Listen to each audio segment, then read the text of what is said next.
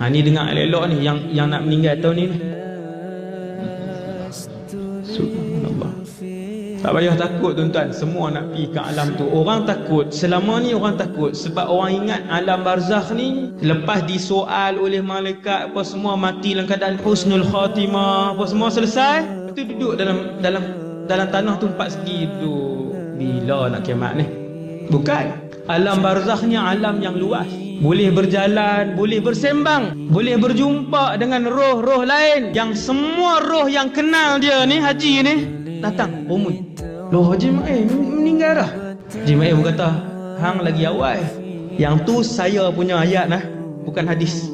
Tetapi yang Rasulullah beritahu, dia akan berjumpa dengan roh-roh lain. Roh-roh lain akan datang mengerumuninya, yang kenal dia. Untuk apa? Untuk tanya anunya, tanya anak dia, nak tanya rumah dia, nak tanya roh-roh lama datang, macam mana isteri saya lepas saya mati, okey ke dia? Haji Ismail baru mati tu kata alhamdulillah, dia pun dah menikah lain dah. Contoh. Hak tu saya bukan hadis. Subhanallah. Sembang, bersembang.